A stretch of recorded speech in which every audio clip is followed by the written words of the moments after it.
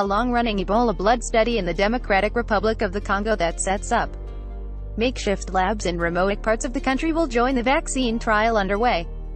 UCLA DRC research program by John Cohen, May 25, 2018, 3 p.m. During an outbreak of the deadly Ebola virus like the one underway in the Democratic Republic of the Congo, DRC, research necessarily takes a backseat to proven containment strategies, including isolation of infected people, identification and testing of their contacts, and safe burial of the dead. But the DRC has approved one vaccine trial, and a second study piggybacked on it to assess immune response to the vaccine, in the hope that the experimental intervention might help curb the outbreak and offer some insights for the future. The unlicensed vaccine, made by Merck, performed exceptionally well in a large clinical trial held in Guinea during the 2015 outbreak. But it came as that epidemic already was winding down and had little impact on bringing it to an end. At last count in the DRC, 52 cases were confirmed, probable, or suspected, 22 deaths had been reported, and the outbreak had spread to 3 locations in Equator Province, including a city of 1.2 million people on the heavily trafficked Congo River. The new trial will mirror the strategy used in Guinea and vaccinate rings of people around cases, contacts. There are more than 600 already, contacts of contacts, and frontline responders. The study will follow vaccinated people to see whether they develop disease and to monitor for adverse events to assess safety.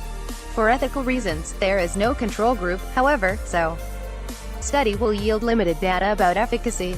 The vaccine is just one part of the big response, explains Yap Boom, a microbiologist with Doctors Without Borders who lives in Yaoundé and is helping the DRC's Ministry of Public Health run the study. Studies of other experimental treatments like monoclonal antibodies and drugs may take place, but none has yet been approved by the DRC government. The second study will try to extract more data from the vaccine trial. Since 2015, a group led by epidemiologist Anne Rimwan from the University of California, Los Angeles, has been working with colleagues in the DRC on an Ebola study that has taken blood samples from more than 1,000 healthcare workers, as well as about 100 survivors and their contacts. Now, in collaboration with Boom and the vaccine team, the group is expanding that work to collect samples from the new volunteers who are participating in the vaccine trial. Usually during outbreaks you're scrambling to get these protocols in place, and luckily we already have one that matches up quite nicely with the objective of the government and everyone who is wondering how well these vaccines might work, Rimwan says. The blood work could clarify whether people have pre-existing immunity to Ebola, in which case the vaccine would be boosting an existing response. Analyses of various immune responses triggered by the vaccine in people who do and don't develop Ebola also could help clarify why the vaccine succeeds or fails. To properly collect and store blood samples, Rimwan's team travels to remote areas of the DRC with freezers that go down to -80 degrees Celsius, which they power with their own generators and batteries. They also cart in thousands of test tubes, pipettes, and other equipment to create their field lab. When we're doing this work we spend a lot of time on logistics of how we keep samples cold, Rimwan says. Although the Guinea trial found that the vaccine offered an astonishing 100% protection in vaccinated clusters, it did not take blood from participants. Rimwan points out that the Guinea population differs both genetically and immunologically from that of the DRC. In particular, she notes, Ebola had never been seen in Guinea before that epidemic, whereas this is the 9th outbreak in the DRC. It's very important to get as much data as you can to understand how the vaccine works in different populations, Rimwan says. Some investigators who worked on the Guinea study question the practicality and value of taking blood samples in the DRC. Blood draws would complicate significantly field operations in communities affected by the disease, where blood is not just a fluid but is charged with symbolism, says Marie-Paul Keeney, who helped run the study when she worked for the World Health Organization. She is now Director of Research at INSERM, the French biomedical research agency, in Paris.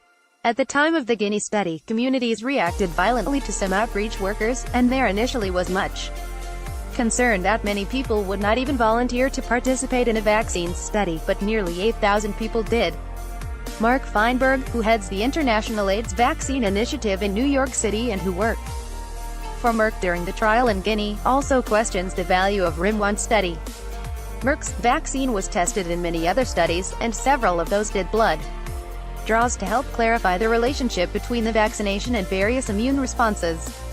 Merck says it plans to use data from some 18,000 vaccinated people in those trials to support its application for licensure next year.